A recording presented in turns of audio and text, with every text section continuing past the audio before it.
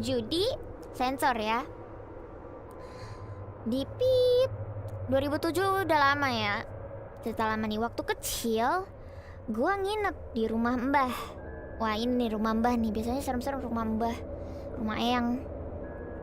Kompleknya pas siang sepi. Bahkan malam hari gak ada yang berani keluar rumah. Saat itu cuma ada Mbah, gua, sama 2 sepupu gua.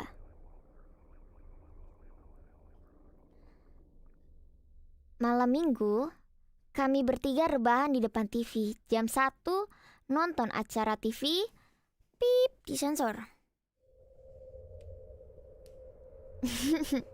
Biasalah, tontonan favorit anak-anak kepo, penampakan hantu di zamannya. Ini 1 pagi ya? Iya malam minggu berarti jam 1 pagi nih, 1 AM. Kemudian kami tidur jam 2 dini hari. Waktu itu Mbah tidur di kamar. Jam 3 gue kebangun. Karena di sebelah tembok dari luar kedengaran suara rintih, tawa, nangis. Pokoknya gak jelas. Terkadang gue juga mencakar, terkadang juga mencakar atau mengunyah sesuatu. Ini sih mungkin orang lagi ASMR, bisa jadi. Karena Kobo suka lihat orang di TikTok jam 1 pagi suka ASMR ngapain. Positive thinkingnya seperti itu.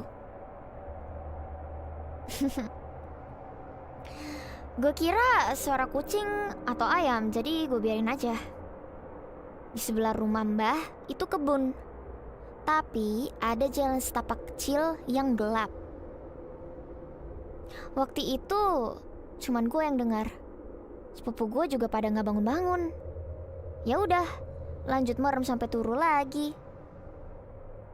Paginya warga komplek heboh. Ada penemuan tengkorak kepala bayi setengah bagian doang, tersangkut di pucuk pohon kering yang tinggi. Pas banget kejadiannya juga di sebelah rumah Mbah, tapi agak jauhan, 15 meter. Ini aja kah? Gini ceritanya? Iya gini aja. Oke, sebuah penemuan yang sangat inovatif, tapi agak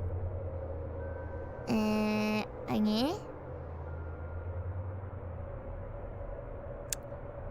Satu hal yang relate sama Kobo dari cerita ini, itu cuman Kobo waktu itu juga suka, waktu masih bocah, mohon-mohon ke Mami Kobo, "Mami please ade mau nonton horor, mau nonton dunia lain sama Bude Kobo." Soalnya Bude Kobo tuh kan juga kayak demen gitu cita-cita horor. Tapi dunia lain tuh malam banget kan. Kobo waktu itu masih sekolah kan, harus sekolah. Jadi kayak pas weekend doang dibolehinnya, jadi kayak seneng banget gitu. Jadi Kobo merasa nostalgia aja sih. Yang ini nih nonton acara TV horor lah pokoknya, entah dunia lain, dunia anime lah, dunia isekai, apalah pokoknya lupa nama acara TV-nya. Terus itu pokoknya jam 12 ke atas lah, jam 12 1 2 gitulah. Kayak gitu pokoknya.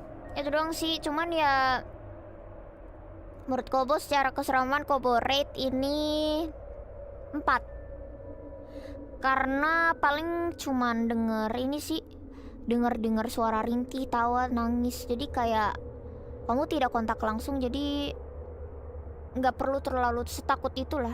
Walaupun Kobo sebenarnya bakal takut banget sih. Kobo kalau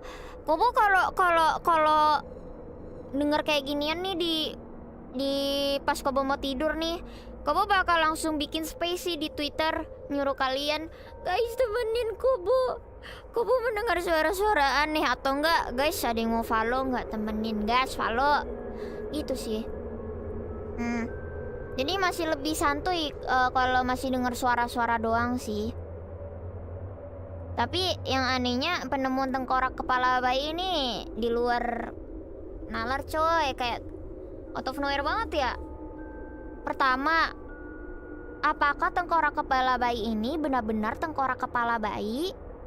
Yang kedua, apakah tengkorak kepala bayi ini adalah sebenarnya tengkorak Brontosaurus di tahun 1940. Yang ketiga, apakah tengkorak kepala bayi ini jangan-jangan hanyalah tengkorak kepala Barbie? Yang keempat, apakah tengkorak kepala bayi ini adalah tengkorak skeleton di sekolah kamu? Kita nggak ada yang tahu. Banyak kemungkinan di sini. Mungkin aja warga kamu di scam saat itu. Tapi bisa juga kalau misalnya benar-benar nyata dan warga kamu memilih untuk diam. Menurut aku mungkin intensitas hantu-hantu di situ hanya ingin menunjukkan eksistensi mereka, seperti gua tuh ada di sini, dan mungkin tidak bermaksud mengganggu, hanya ingin menunjukkan. Gila, logik bro. Gila, gue gini-gini ilmuwan. Anjay. Makasih ya ceritanya. Tapi menurut Kobo ini 4 dari 10. Tapi thank you. Ini such an experience banget kalau kata gue. Thank you ya. Oke, lanjut. Pengen cerita? Iya. Ini cerita di sekitaran tahun 2010 sampai 2013.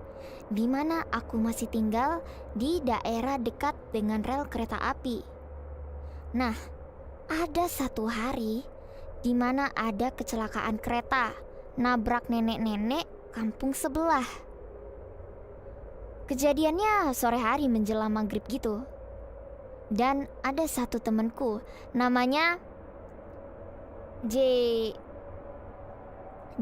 kita panggil aja JJ nih, nama samarannya J doang, JJ gitu. Namanya JJ ini ternyata netesin jeruk nipis gitu ke darah si korban kecelakaan. Hah? Oke. Terus beberapa hari kemudian temanku ini sering kesurupan. Pas awal-awal temenku ini gak mau cerita sama sekali tentang kejadian itu. Sampai mungkin hampir 2 mingguan gitu. Akhirnya dia cerita kalau dia pernah netesin jeruk nipis ke darah korban kecelakaan. Selama 2 mingguan itu juga dia selalu digangguin, didatengin di mimpi. Sampai-sampai muka dia tuh pucet gitu, kurang tidur. Dia pernah cerita sama aku kalau dia sering mimpi nenek-nenek itu ngedatengin dia, minta temenin duduk di rel kereta. Oke. Nah, singkat cerita, temanku ini akhirnya meninggal. Hah? Temanku ini akhirnya meninggal juga karena kecelakaan kereta di tempat yang sama, kurang lebih 1 bulan dari kejadian nenek itu.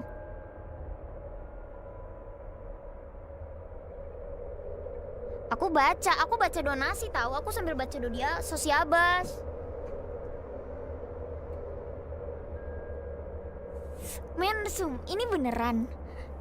Ini beneran nyata kah? Oke.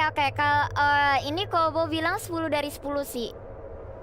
Ini serem sih.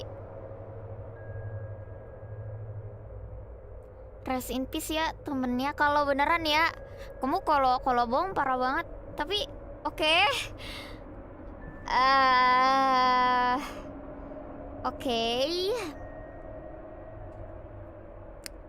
Pelajaran yang bisa diambil. Enggak, bentar gimana thank you donasinya random aja. Gimana temennya tuh mikir untuk meresin jeruk nipis ke darah korban kecelakaan gitu? Apakah ada cerita-cerita tertentu kah, kayak maksudnya seandainya kita netesin jeruk nipis ke darah korban, apakah kita mendapatkan keuntungan, mendapatkan rezeki yang lancar? Ada mitosnya apa gitu? Apakah ada mitos yang baik sampai dia tuh netesin air jeruk nipis? Atau emang random aja gitu orangnya? Iya, kalau setahu Kobo pernah dengar itu, katanya kalau darah korban kecelakaan ditetesin jeruk nipis nanti kayak korban kecelakaannya tuh kayak nggak tenang gitu, kayak kesakitan. Tapi itu mitos, bukannya Kobo percaya itu ya. Cuman ngapain yang ini temennya? Ya udah, aku nggak ngejudge teman kamu gitu, cuman berpikir saja. Iya. Jadi pelajaran yang bisa diambil, kita janganlah random iseng-iseng ya. Kalian kalau mau ngerandom, ini aja mending donasi ke Kobo ya. Itu kayaknya lebih baik gak sih daripada kalian ngerandom netesin jeruk nipis ke darah korban kecelakaan. Ya nggak sih? Thank you Asami. Ayo takut bersamaku. Ya nggak sih? Mending gabut kalian tuh ngeklik tombol join membership Kobolon Menimbus daripada kegabutan kalian itu ke kulkas motong jeruk nipis. Abis itu mending kalau langsung dipotong. Kalau dicuci dulu gimana? Kalau harus dicuci dulu jeruk nipisnya baru dipotong belah dua, abis itu kalian jalan lagi ke tempat korban kecelakaan, kalian peres kan lebih ribet ya prosesnya, lebih banyak ya step-stepnya. Kan kalau join membership VTuber kayak misalnya Kobo Kanairo kan tinggal klik join, terus lakukan payment, selesai join gitu loh. Coba logiknya deh, coba deh. Kalau gabut mending kayak gitu nggak sih? Kalau menurut aku sih, kalau misalnya Kobo gabut sih mending option kedua. Kalau Kobo kayak gitu guys. Tapi ini serem sih, bener-bener rest in peace ya buat teman kamu. Serem sih, parah ini serem. Oke lah, rest in peace buat neneknya juga sama temennya. My condolences. Ya. Oke ya. Thank you udah sharing ceritanya ya. Ya. Next cerita ya guys. Apa nih? Cakep gini kata tuyul. Ketik satu yang pengen dengerin ketik dua yang pengen dengerin nanya